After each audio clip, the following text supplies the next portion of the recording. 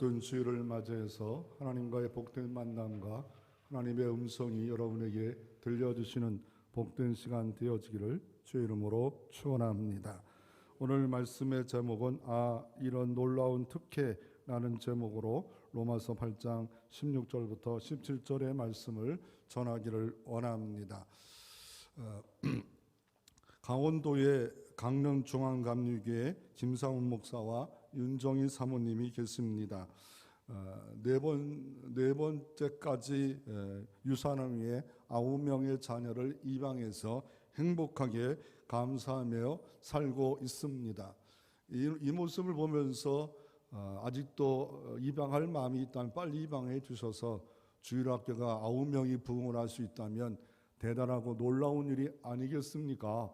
9명이라는 아이들이 입양해서 잘 믿음 안에 양육받아 이 김상훈 목사님의 가지고 있는 모든 특권을 그 자녀들이 누리고 있는 모습을 볼 수가 있습니다. 그런 그 내용이 오늘 본문에 기록되어져 있는 겁니다. 고아처럼 살 수밖에 없었지만 이제 입양돼서 양자로 특혜를 누리고 있듯이 예수 믿는 사람들은 상속자, 양자의 특혜를 누리고 있습니다. 오늘 본문은 로마서입니다. 로마 하면 이탈리아 수도 아니겠습니까? 예수님 당시에도 로마가 수도였고 그 로마를 향해서 사도 바울이 쓴 성경이 로마서 말씀입니다. 그 로마서의 배경을 두면서 특별히 상속자는 그 당시에 다 알고 있는 문화였습니다. 그 문화였는데 왜냐하면 특별히 이 이방에 대해서 역사를 좀 아는 사람은 알고 있었습니다. 로마의 일대 황제가 바로 아구스토인데 입양된 사람입니다.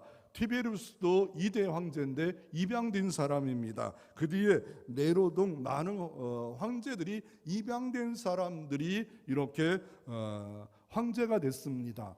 로마의 문화에 보면 귀족들은 상당히 많은 부인을 둬서 자녀들을 뒀습니다. 그 자녀 중에 유력한 아이를 딱 지목해서 모든 상속을 주고 그리고 다른 아이들은 노예로 가든지 다 없애버리든지 참 잔인하지만 양자되는 건 똑같지만 좀 다른 문화가 기독교 문화입니다. 특별히 하나님의 백성들은 오늘 본문에 보면 우리가 하나님께 이방돼서 상속자가 되었다라고 말하고 있고 특혜에 대해서 어떻게 말합니까? 오늘 본문 로마서 8장 14절에 무릇 하나님의 영으로 인도한 받는 사람은 곧 하나님의 아들이다라고 말합니다. 하나님의 인도를 받습니다. 옛날에는 세상 살아가는 한 인간으로 어떻게 보면 하나님 보기에는 짐승처럼 자기 본능 따라 살아갔지만 이제는 하나님의 인도, 말씀의 인도를 받는 사람들은 바로 하나님의 백성이다라고 말하고 있습니다. 내 마음의 생각의 CEO가 내가 아니라 성령님이 하나님이 된 사람이라고 말하고 있습니다. 하나님의 인도를 받아요. 전능하시고 창조주 그분의 인도를 받는 삶이 바로 특혜입니다. 두 번째로 어떤 특혜가 있습니까? 오늘 15절에 보면 너희는 다시 무서워하는 종의 영을 받지 않으고 왜 무서워합니까? 종은 무서워합니까? 예, 종은 무섭지요. 더 나아가 우리가 육체 가운데 살다가는 영원한 형벌이 기다리고 있기 때문에 무서워합니다. 그런데 어떻습니까? 양자의 영을 받았다라고 말하고 있습니다. 그래서 우리가 하나님을 아빠, 아버지라고 부를 수 있는 특혜를 누리고 있다라고 말하고 있습니다.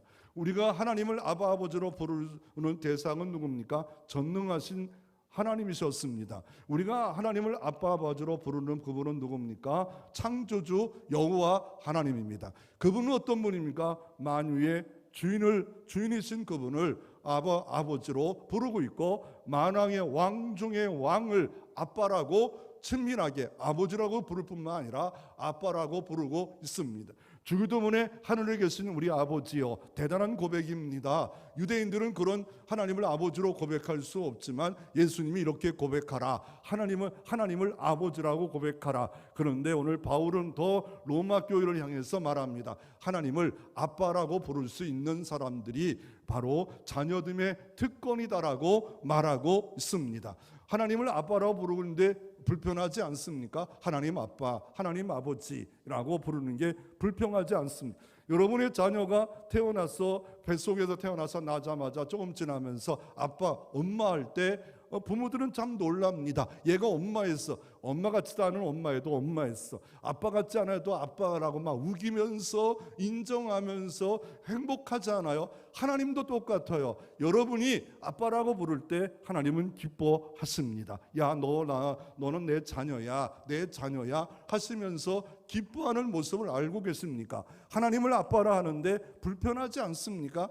벌써 하나님의 자녀로 태어난 그런 증거가 있는 삶이라고 말하고 있는 겁니다. 그만큼 친밀하다는 겁니다. 그리고 어떻습니까? 그 하나님은 어떻습니까? 그 하나님은 어떤 일들도 하십니까? 오늘 17절 말씀해 보니까 자녀이면 또한 상속자라 말합니다. 하나님이 우리에게 상속을 준다고 말하고 있습니다. 여러분이 하나님의 자녀가 되면 이런 놀라운 대단한 정말 우리가 상상을 초월한 특혜를 누리고 있다는 거예요. 국회의원만 돼도 200가지 특혜를 다 누리고 있는 겁니다. 그래서 국회의원 되려고 하는 겁니다. 장관 되면 더 많겠죠. 대통령 되면 더 많겠지요. 국회의원만 돼도 200개의 특혜를 누리고 있는 거 엄청납니다. 그런데 여러분은 하나님의 자녀의 특혜에 대해서 얼마나 알고 계신가요? 우리가 명절이 가까웠잖아요. 추석이 가까웠잖아요. 부모를 만나고 부모를 여의고 그리고 나서 하나님이 부모를 통해서 상속이 있지 않아요? 상속이 없는 사람도 있어. 나에게는 아무런 상속이 없어. 처가집도 없고 나도 없고 이런 아픈 사람도 있어. 그러나 상속을 받지 못해서 기분 나빠하는 사람도 있고 누가 독차지했다. 마음의 아픔도 있지 않아요? 그런데 우리가 아직 남아있는 상속이 있습니다. 그게 얼마나 가치가 있습니까? 얼마나 위대합니까? 얼마나 대단합니까? 얼마나 알고 계십니까? 여기에 소망이 있습니까? 여기에 바라봄이 있습니까? 나는 다른 거는 지금 못할지라도 여기 남아있는 것이라도 내가 어떻게 해서 이것을 누려야 될 수 있을까? 오늘 본문을 설교할 이유가 어디에 있었냐면 제가 갖고 있는 책 중에 하나님의 상속자라는 책이 하나 있습니다. 이 책을 보면서 한 번 받고 두 번 보면서 참 좋았다. 뒀다가 언제 할까 하다가 이게 딱 눈에 딱 뜨더라고요. 추석 가까이 이렇게 상속에 대해서 하면 좋겠다. 이분의 큰 타이틀이 하나님의 상속자고 작은 타이틀이 참 중요합니다. 모든 것을 얻게 하는 오직 하나. 모든 것을 얻게 하는 오직 하나, 하나님의 상속자. 모든 것이란 말이 대단하지 않아요? 그러면서 당신은 상속의 은혜를 누리고 있는가? 당신은 기도하는 모든 것이 축복이 된다? 당신은 그리스도에 속한 상속자일 때 기도가 다 축복이 이루어진대요. 그러면서 뒤에서 이렇게 말합니다.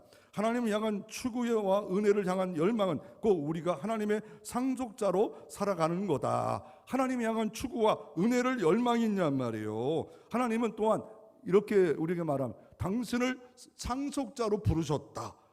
유업을 일자로 부르셨다. 당신을 그럼 내가 알고 있어야지요.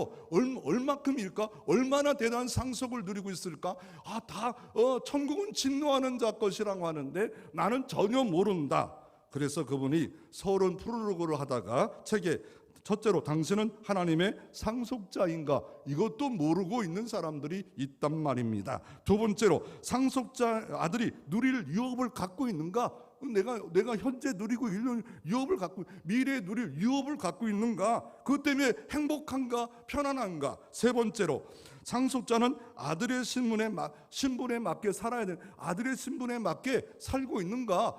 전능하신 아들이라는데 정말 그냥 비굴하게 이렇게 채통 없이 살아간다면 이것도 문제가 있지요. 네 번째로 상속자는 성령의 인도를 받는다는데 성령이 CEO가 돼서 운전대를 맡기고 내가 죽고 예수가 사는 삶을 살아가 평안과 희락과 은총이 가득 찬 행복하고 편안한 삶을 누려야 되는데 누리지도 못함으로 말미암아 나는 깡마는 사망의 음찬 골짜기를 다니고 있지 않은가. 그리고 더 나가서 이렇게 말합니다. 상속자는 영적 전쟁을 치르고 있다. 여섯 번째는 뭡니까? 상속자는 의미 있는 고난의 길을 걷는다. 여기에는 싫어요. 난 고난 싫어요. 난 고난 싫어요. 의미 있는 고난을 걷는데요. 그리고 그 뒤에 많은 내용이 담겨 있습니다. 그러므로 이 책 한 권이 상속에 대한 정리를 하고 있기 때문에 대단한 책들입니다. 요새는 책을 가지고 보여야 되는데 너무 인터넷 이런 시대가 돼서 책을 통해서, 성경책을 통해서 이 보화를 발견하지 못하는, 정말 이 기억력도 없어요. 여러분, 전화 누구만 알아요? 전화 내 아내만 알아요. 애들도 몰라요. 옛날에는 10개 전화는 알았어요. 근데 인터넷이 있고 스마트폰이 있다 보니까 아내 전화만 가물가물하게 이렇게. 어릴 때는 어때요? 그 전화번호도 잊어. 내 핸드폰 번호는 몇 번이었지? 이럴 때도 있지 않아요? 아닌가 보네요. 저만 그런가 보네요. 미안합니다.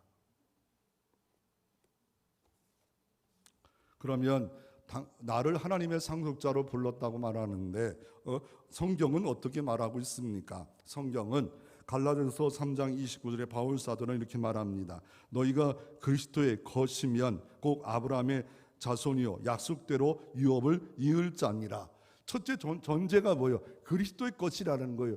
아니, 우리는 지금 마귀의 것이고 세상 것이었어요. 똑같이 멸망의 자녀로서 이 땅에 있는 모든 75억이 살고 있어요. 그런데 그리스도의 것이 됐대요. 그리스도의 것이 되는 방법은 뭔가요? 하나님이 세상을 이처럼 사랑하사 독생자를 주셔서 십자가에 피 흘려 죽게 하셨어요. 그의 핏값으로 산 사람들은 그리스도 거예요. 여러분, 그리스도의 핏값의 은혜를 받은 사람 얼마나 가치가 있는 건가요? 그리스도가 피가 흘릴 정도로, 고난받을 정도로 핏값으로 산 존재가 그리스도의 것이에요. 그리스도의 것. 교회가 그리스도의 것이고 여러분이 교회 그리스도의 것이에요. 그리스도의 것. 그리스도의 것이면 곧 아브라함의 자손이래요. 믿음의 조상 아브라함처럼 유업을 얻을 자녀래요. 약속대로 유업을 이을 자니라. 믿습니까? 이 책을, 아까 책을 보니까 이러더라고요. 유업을 이을 자가 없는 자는 힘들었다. 자기는 어린 시절에 도시락도 못 사가지고 너무 힘든 삶을 살았대. 이 김병태 목사님이 너무 힘들었대. 도시락도 못 사가지고 뭐 점심 먹을 때 몰래 물 먹고 피해 있는 그런 삶이었대요. 현재 부모의 유산이 없고 부모가 누릴 것이 없어서 힘들었대요. 여러분, 힘듭니까? 어렵습니까? 하나님을 믿고 하나님을 사랑하고 교회 생활하고 직장 생활하고 너무 짜증나고 답답하고 힘들고 어려운 길을, 사망의 음찬골짜기 같은 길을 걷고 있습니까? 그런데 이렇게 걸을지라도 부족해도 하나님은 우리 뭐 때문에 우리가 상속자가 됩니까? 창세기 15장 1절에 보면 이후에 여호와의 말씀이 환상 중에 아브라함의 이마에 이르시되 아브라함아 두려워하지 말라. 나는 네 방패요 너희 지급이 큰 상급이니라. 창세기 15장은 왜 나왔습니까? 조카 롯이 연합군 때문에 잡혀갑니다. 그랬을 때 아브라함이 그것을 알고 가신 집에 있는 310백만을 데리고 가서 공격해서 그냥 그 밤에 구출하고 왔는데 연합군이 다시 쳐들어올 것 같아요. 그 두려운 밤에 하나님이 나타나서 아브라함아 두려워 마. 내가 너 방패야. 너 그냥 안 둬. 연합군이 너를 죽이려고 덤벼들지라도 내가 방패가 될 거야. 내가 너 상급이야. 야, 네가 전리품 가지고 오다가 어떻게 해요? 이거 내가 부정한 거 얻은 거 안 받겠다고 다 포기했지. 그 계산적으로 마음이 아프지. 그러나 내가 너의 상급이 될 거야. 상이 될 거야. 복이 될 거야. 그러고 나서 하나님이 흔들리고 있는 이 사람에게 횃불 언약을 합니다.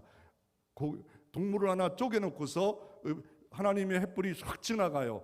그러고 나서 이렇게 말합니다. 이게 너나 사이의 언약이야. 동물이 쪼개진 것처럼 내가 이 언약을 안 지키면 쪼개질 거야. 이 애원의 말씀이 실제 이루어진 게 뭐예요? 십자가에서 이사야 53장에 그가 찔렸어요. 쪼개졌어요. 그가 상했어요.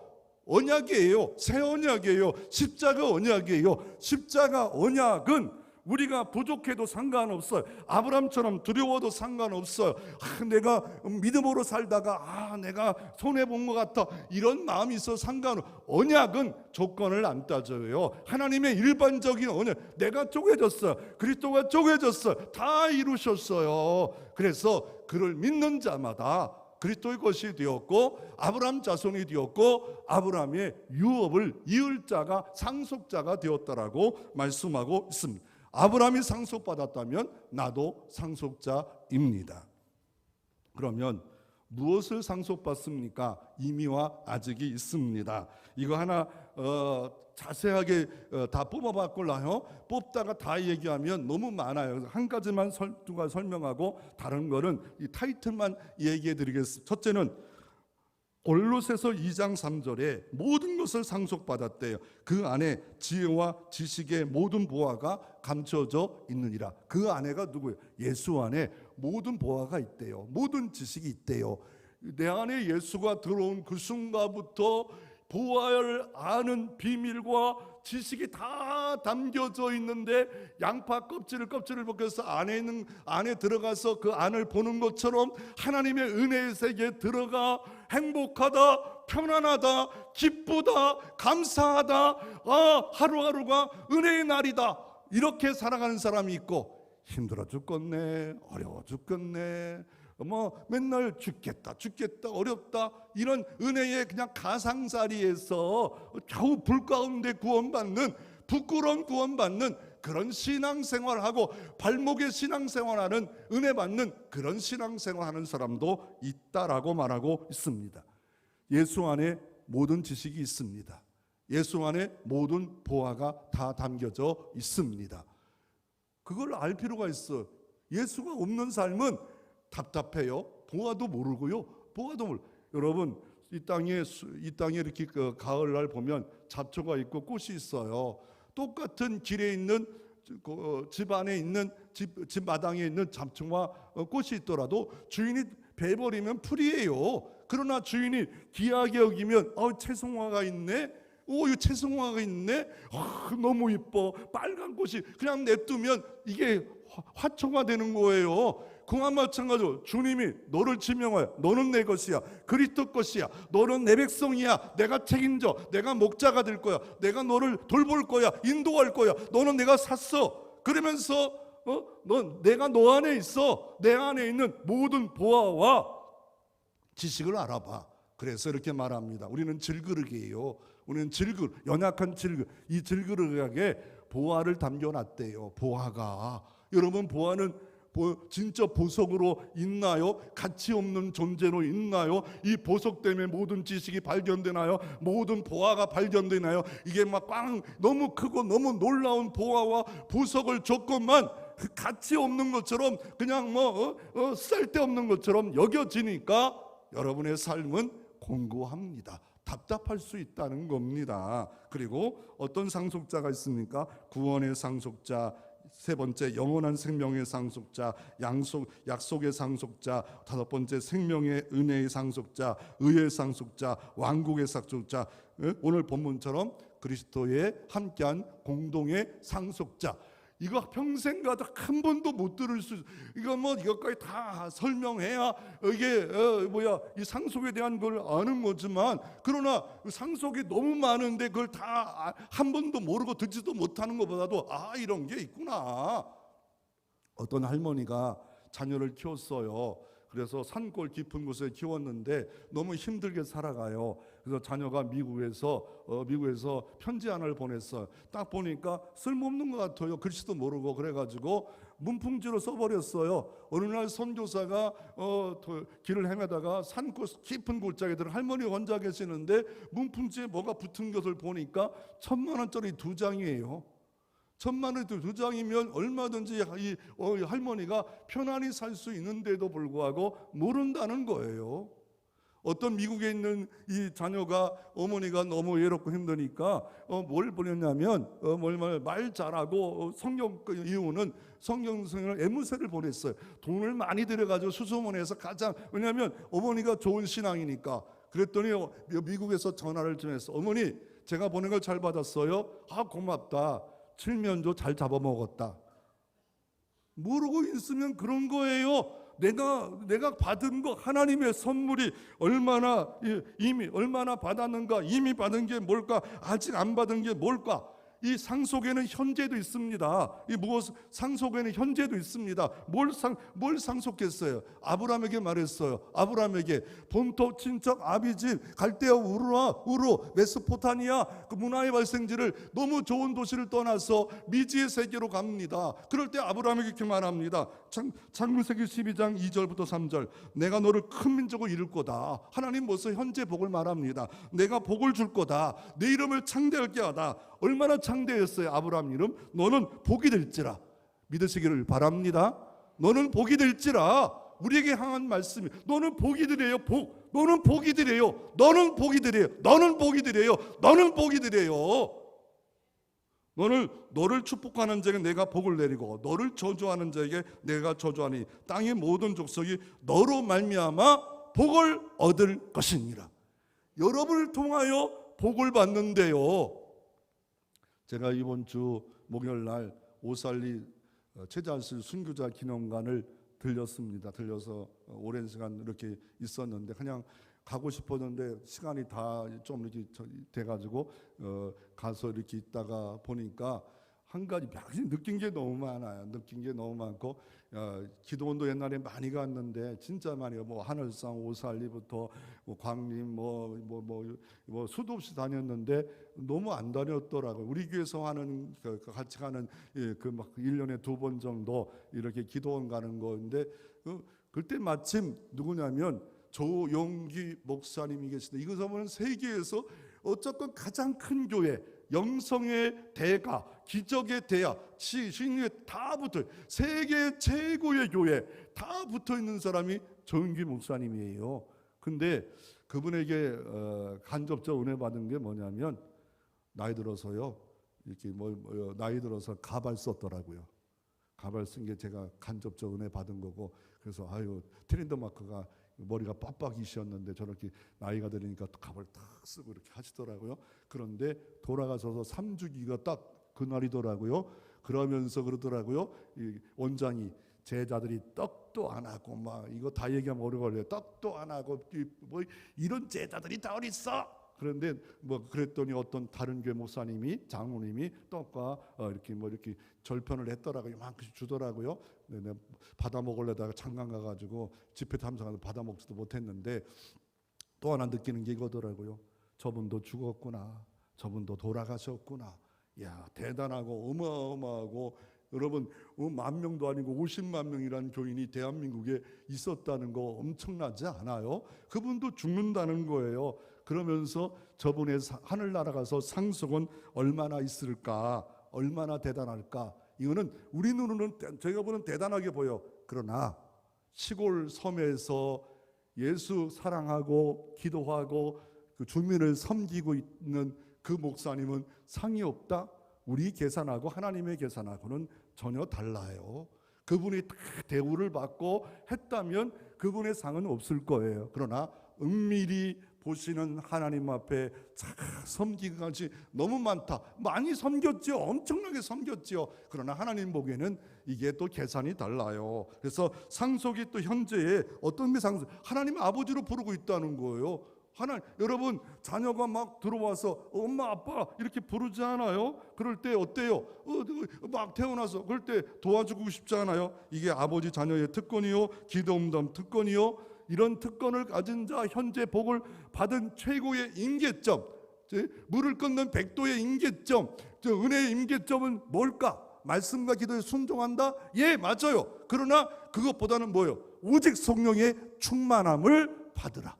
성령의 충만을 받으면 남이 못 본 거를 봐요. 남이 모르는 능력을 체험해요. 남이 못 보는 기적을 체험해요. 이게 성령의 충만. 이거를 방해하는 게 뭐예요? 마귀와 귀신. 적당하게 하나님의 일을 해봐. 그렇게까지 힘들게 왜 해? 적당하게 걸쳐. 그렇지만 성령 충만 받은 사람은 의와 희락과 평가와 감사가 얼굴과 말에, 찬양에, 예배에 다 이렇게 배어 나와요. 미래에는 어떤 상급이 있습니까? 현재 이렇게 큰 상급도 있지만 미래에도 상급이 있습니다. 멸관을 얻지요. 미래에. 그리고 썩지 않고 죽지 않고 고통당하는 새하늘 새 땅에서 살지요. 멸관은 어떤 멸관이 있습니까? 지혜로운 사람을 위한 멸관, 의의 멸관, 기쁨의 멸관, 생명의 멸관, 썩지 않은 멸관, 영광의 멸관. 이 땅에 다 누리지 못해도 이 멸관을 얻는데요. 그리고 이 본문을 준비하면서 뭔가 배경에 문화에 좀 부족한 것 같아서 책 한 권을 샀어요. 문화, 신학의 시대의 문화로 여는 키워드로 여는 책이에요. 그 책을 딱 보니까 가족에 대한 타이틀에서 얼른 샀어요. 가족. 그래서 아브라함이 가족이 되잖아요. 아브라함이 가족이 되는 순간에 어떤 일이 벌어집니까? 이 결혼하면 텐트 하나를 늘리는 거예요. 또 텐트 하나를 늘려. 아브라함, 이삭, 야곱 12아들 텐트 한 족속을 이루어요. 그리고 가능하면 딸도 시집을 보내지 않아요. 왜요? 이 족이 작으면 다른 족한테 멸족을 당해요. 그래서 가능하면 그 족속끼리 결혼하고 가족끼리 결혼하는 그때가 됐고, 이게 뭐예요? 텐트가 늘어가는 것이 휘장을 박아서 이사야 말씀에 지경이 넓어진다는 거예요. 이게 은혜의 지경이, 상급의 지경이 넓어진다는 거예요. 은혜의 지경, 상급의 지경이 한 가정에 또 결혼하고 한 가정에 결혼하고 12아들이 또 늘 그 점점 넓어. 오직 성령이 말씀이면 예루살렘과 유대와 사마리아까지 지경이 넓어지는 이 복을 이분의 책에서 가족에 대한 관계에서 말하고 있습니다. 재림시에는 완전한 영광이 아직도 남아 있어요. 그러니까 여러분이 현재 받는 상속자의 복과 미래에 받을 복도 있지만 아직도 남아있는 게 너무 많아요. 왜요? 그분은 전능자고 창조자 만왕의 왕이신 우리가 자녀이기 때문에 그래요. 그래서 아프리카 선교사 평생 동안 헌신한 해리 모리스라는 사람이 있었습니다. 그때 배를 타고 막 평생을 아프리카를 40년을 헌신했는데 배를 내리는데 카페트가 깔려 있더래요. 그러더니 누즈벨트 대통령이 사냥을 일주일 동안 갔다 왔는데 깔려 있고 막 군악대가 꽝꽝꽝 하더래요. 그래 아무도 마중 나온 사람이 없어요. 그래서 한적하게 부둣가에 서서 하나님 힘드네요. 섭섭하네요. 40년을 아프리카를 위해서 몸들여 마음들여 다 섬겼는데 자기에게 마중 나온 사람이 아무도 없네요. 그럴 때 네가 만약에 천국에 입성하면 내가 뛰어나가서 너를 맞이할 거다. 이거는 영원한 상급이다 라고 말합니다. 몽골의 유명한 징기스칸의 책을 보면 그렇습니다. 나와 함께 한 자는 4대가 복을 약속한다. 이 징기스칸도 이렇게 약속하는데 하나님의 천대의 복을 주신다라고 하잖아요. 대통령은 지미 카터가 이런 말을 합니다. 지미 카터가 이런 말을 합니다. 나는 대통령보다 더 귀한 것이 뭐냐면 집사의 집책이었다라고 말합니다. 이런 고백이 있을 수 있냔 말이에요. 이거는 영원한 상급을 바라보지 않으면 이런 고백을 할 수가 없답니다. 여러분이 상속이 현재 미래 있는 것을 분명히 알아 상속자답게 사시는 여러분 되어지기를 축원합니다. 두 번째로 상속자가 되는 법은 어떻게 될 수가 있겠습니까? 태어나서 아브라함이 이삭이 자녀가 되면 당연히 상속자가 됩니다. 그러나 오늘 14절의 말씀에 보면 무릇 하나님의 영으로 인도함 받는 사람이고 하나님의 아들이라. 너희는 15절에 다시는 무수하는 종의 영을 받지 아니하고 양자의 영을 받음으로 우리가 아빠 아버지라고 부르짖니라 라고 말하고 있습니다. 양자가 되면 된다는 거, 입양되면 된다는 거. 그래서 노망제 1대 2대가 입양됐어요. 우리가 어떻게 입양됐는가요? 참감나무이신 주님 앞에 돌갓나무는 내가 접붙임을 당했다고 말합니다. 쓸모없는 돌갓나무였어요. 영원히 멸망받아 합당한 존재였어요. 그런데 어느 날 복음을 듣고 회개하고 어떻게 합니까? 영접하는 자, 곧 그 이름을 믿는 자들이 하나님의 자녀가 되는 권세를 주셨으니, 하나님의 자녀가 되는 권세를 줬대요. 오솔레이트 권세를 줬대요. 누가 뭐래도 나는 하나님의 자녀입니다. 내 신분은 하나님의 자녀입니다. 만왕의 왕, 전능하신 창조주, 만유의 주, 생명을 살리고 높이고 이 모든 주가 나의 아버지입니다. 양자가 어떻게 될 수가 있겠습니까? 오늘 15절에 보면 양자됨을 양자되는 방법을 말하고 있는데, 양자됨이란 자신의 죄를 회개하고, 첫째는 자신의 죄를 회개해야 돼요. 예수 그리스도 주님과 구주로 믿고 고백하는 모든 그리스도는 법적으로 하나님의 자녀들은 사건을 경험하게 됩니다. 그럴 때 아버지의 사랑을 받습니다. 아버지의 보살핌을 받습니다. 고아와 사생자가 아니라 하나님의 사랑의 징계를 받습니다. 아버지의 유를 받습니다. 아버지의 기업을 상속받습니다. 이 양자됨이라는 것이 뭐냐면 하나님의 자녀로 영적으로 입양되는 거예요. 영적으로 똑같이 세상에 살아요. 그리고 독생자 예수 그리스도의 은혜로 마귀 자녀에서 하나님의 자로 구출된 거예요. 대속된 거예요. 왜요? 내가 한 게 아니라 예수님이 일방적으로 너는 내 거야, 내 백성이야 라고 그리스도가 말하는 겁니다. 유명한 신학자 아이언사이즈는 이렇게 말합니다. 아들로서 완전한 위치를 부여한 거다. 불완전한 위치가 아니에요. 뭔가 노력하고 행하고 돈을 좀 더 들여야 자녀가 되는 게 아니라 완전한 위치, 완전한 위치라는 거, 이건 어떤 것도 빼앗을 수가 없어요. 그래서 로마서 오늘 본문 8장 31절부터 39절에 바울을 막 너무 높이 막 음악으로 보면 소프라스 메조 프로테모 너무 크게 말하. 내가 확신한다. 어떤 천사도 권세도 피조물도 어떤 것도 하나님의 사랑의 줄에서 끊을 자가 없도다. 하나님의 성도의 견인이 있다라고 말하고 있는데 그 출발은 하나님의 사랑이라고 말하고 있습니다. 하나님의 사랑을 출발했고 들어왔고 이거는 끊을 자가 없다. 그래서 아들로서 완전한 위치를 부여하고 또 하나님의 새 가정으로서 영적 아들, 딸로 입양되어서 공주, 왕자다. 옆에 있는 사람이 누구예요? 하나님 나라 공주다. 나이가 들어도 상관없어요. 다 하나님 나라의 왕자다라고 말하고 있습니다. 이것을 흔들리고 공격하는 사람이 많기에 소유로 문답 34번에다가 이게 양자됨이라는 걸 딱 정의했어요.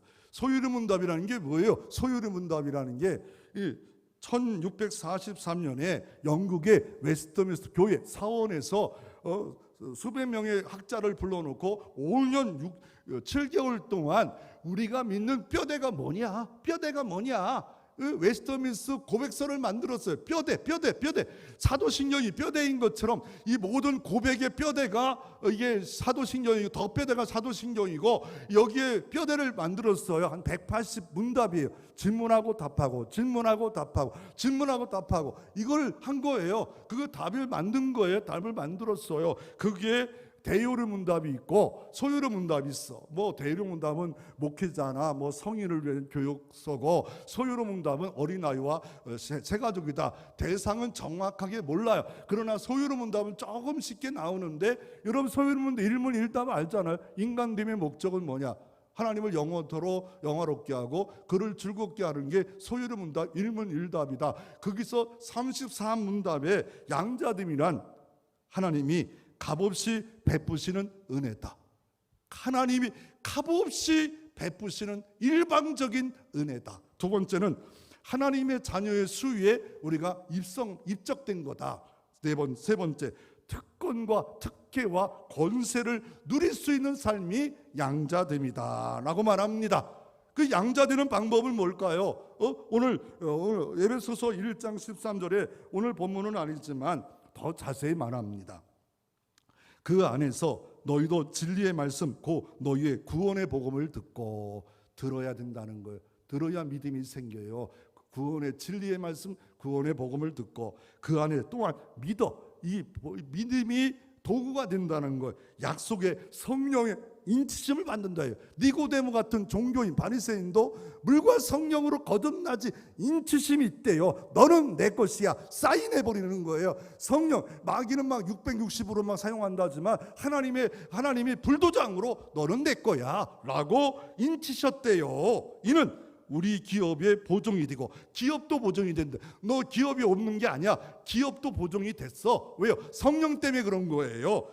그 얻으실 것을 속량하시고 그의 영광을 찬송하게 하려 하십니다. 이 은혜를 아는 예배와 찬송은 이 무게가 달라요. 나 같은 죄인이 왜 옳다함을 얻었을까? 하나님의 엄청난 은혜구나. 이게 예배의 가장 기본이에요. 그럴 때 예배가 얼마나 대단한 겁니까? 그 찬송이 얼마나 대단한 겁니까? 갈라디아서 3장 13절 14절 이렇게 말합니다. 그리스도께서 우리를 위하여 저주를 받은 바 되사 율법의 저주에서 우리를 속량하셨으니 기록된 바 나무에 달린 자마다 저주 아래 있는 자라 하였습니다. 이는 그리스도 예수 안에 아브라함의 복이 이방에 미치게 하고 또 우리로 하여금 믿음으로 말미암아 성령의 약속을 받게 하려 하십니다. 믿음으로 말미암아 아브라함 복이 이방에 미쳤는데 대한민국의 수원에 사는 나까지 미치게 됐대요. 이게 얼마나 은혜입니까? 그리고 믿음으로 말미암아 성령의 약속을 받게 됐대요. 성령의 하나님의 유업의 약속을 상속을 받게 됐대요. 현재 미래 왕 중의 왕의 아버지로 만들어서 우리가 주어질 어마어마한 이런 은총이 있다라고 말하고 있는 겁니다. 여러분이 다 자녀이고 또 하나님의 상속자임을 확실하게 완전히 믿어지기를 주의 이름으로 축원합니다. 세 번째로 노페인 노게인입니다. 노페인 노게인, 고난 없이는 영광이 없습니다. 고난 후 영광입니다. 대한민국을 대표하는 월드 축구 선수는 전제는 누굽니까? 손흥민의 책을 보면 축구를 하면 생각하는 것들에 이런 대목이 있습니다. 제 인생에는 공짜로 얻은 것이 하나도 없습니다. 드리블도 슈팅도 컨디션도 유지하기 위해서 모든 노력의 결과입니다. 어제 값을 치른 대가가 오늘 받고 오늘 먼저 값을 치러야 후불은 없습니다. 고난 후에 영광이래요. 결국 인생도 고난이 있잖아요. 어느 때는 가정생활도 고난이 있고요, 직장생활도 고난이 있어요. 없다는 게 아니에요. 신앙생활도 고난이 있어요. 이 고난은 기본값이라는 거예요. 그게 뭐예요? 오늘 사도 바울은 이렇게 말합니다. 8장에 보면 12절에 보면 그러므로 형제라 우리가 빚진 자래요. 뭐에 빚진 자입니까? 사랑에 빚진 자예요. 하나님의 사랑에 빚져서 정죄함이 없고 자녀가 되었고 상속도 받는데, 너무 많은 것을 받는데 이 땅 살 동안 그리스도를 위한 고난이 있대요. 그게 뭐예요? 그걸 여러분 받고 있나요? 그리스도의 고난 리스트가 있나요? 그리스도 때문에 고난받는 것이 뭐가 있어요? 어떤 것이 있어요? 내가 이런 위치와 자격과 이런 것들을 줬는데 그냥 막 무조건 공짜로만 받는 게 아니라 그리스도를 위해서 현재 고난을 받으래요. 현재 고난을 받는데 로마서 8장 18절에 이 고난의 가치가 뭐예요? 18절 생각해 보래요. 현재 고난은 장차 우리에게 나타날 영광과 비교할 수 없도다. 아멘. 이게 눈이 열려야 돼요. 장차 올 영광이 얼마나 대단할까? 장차 올 영광이 대단할까? 여러분이 만약에 성수를 가든지 미국 갈 때 최고 좋은 자리에다가 보니까 5배나 3배나 비싼 자리에다가 갑자기 올려줬어요. 오늘 당신이 우리 150주년인데 이거 딱 정했는데 당신의 번호가 당첨돼서 최고 좋은 자리 3%만 앉는 비행기의 노열석에 딱 앉힌 거예요. 그럴 때 5배나 받는 그럴 때 얼마나 기분이 좋아. 그런데 현실적으로 주님 주실 영광이 얼마나 큰가를 우리는 알지를 못해요. 이 얼마나 큰 가치가 있는 거를 모르고 살아가는 거예요. 모르니까 그리스도를 위한 고난이 뭡니까? 싫어요? 안 받아요? 그리스도의 고난이 리스트가 있습니까? 아유, 나는 그거 없어요. 그냥 복 받기를 원하고 칠만한 물가 가기를 원하고 인정받기를 원하고 이렇게 살기를 원하지, 그리스도를 위한 고난 그거 나는 그거 받고 싶지 않아요. 종교라는 게 편안을 주는 것이지 그리스도를 위한 고난을 받으라고요? 안 받아요. 못 받아요. 어떤 목사님이 밤 12시에 전화가 왔답니다.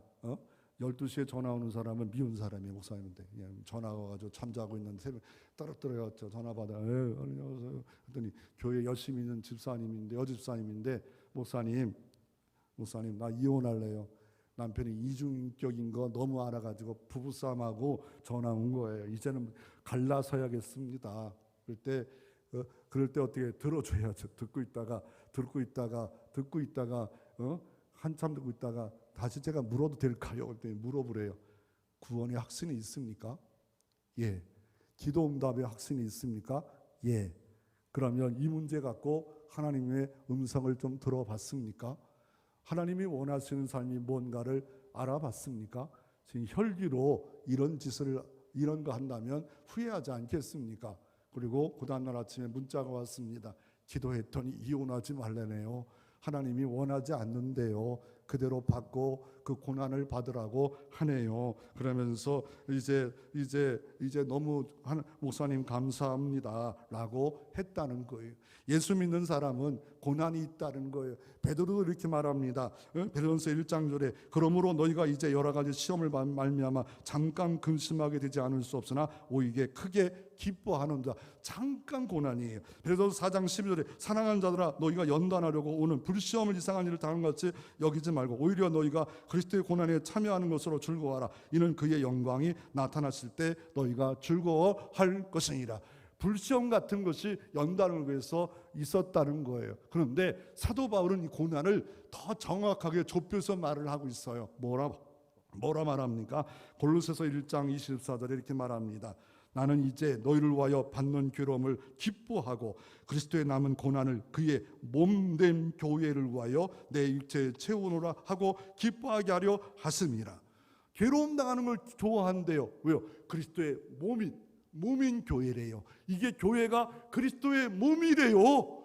주님의 교회를 위한 헌신 드림이 나는 그리스도의 남은 고난이래요. 주님의 교회를 위하여 십자가 지는 것들이 있느냐 말이에요. 이게 면류관이고 이게 상이래요. 그래서 우리가 어떻게 살아야 됩니까? 킹덤 빌더 멘탈리티로 살아갈 필요가 있습니다. 킹덤, 하나님 나라, 빌더가 뭐예요? 세우는 자입니다. 무너뜨리는 자가 아니라 하나님을 세우는 멘탈리티, 정신을 갖고 살아야 됩니다. 내가 말하는 거 하나님 나라 킹덤 빌더다. 내가 행동하는 거 하나님의 킹덤 빌더다. 내가 가지고 있는 직장, 물질 하나님의 킹덤 빌더다. 하나님 세우는 사람이다. 멘탈리티가, 정신이 그렇게 살아가는 사람이 로얄 패밀리예요. 하나님 아버지로 상속을 받을, 기업을 받을 사람은 킹덤 빌더예요. 하나님의 킹덤 빌더를 시간의 십자가 지고 물질의 십자가 지고 내가 뭘 해? 하나님을 위해서 킹덤 빌더로 살아갈까? 그런데 그 반대로 예수님 당시, 바울 당시에도 있었고 지금도 있는 게 뭐냐? 킬러가 있고 힐러가 있어요. 킬러는 뭡니까? 바울을 죽이려고 했고 예수님을 죽이려고 킬러들이 있었어요. 킬러들이 있었다니까. 힐러는 뭡니까? 치유자입니다. 복을 유통시키는 사람이 킹덤 빌더예요. 내가 가는 것보다 킬러가 아닌 죽이려고 하고 고발하고 고소하고 막 아프게 하는 킬러가 아니라 주여 힐러가 되어지게 해 주옵소서. 내가 가는 것보다 복이 유통되는 역사가 있게 하시고 하나님 나라가 세워지게 하옵소서. 그럴 때 이 땅에서 주님 오시는 날 아직도 못 보고 누리지 못한 어마어마한 좀 더 말해야 되는데 상들이 있기를 주의 이름으로 축원합니다.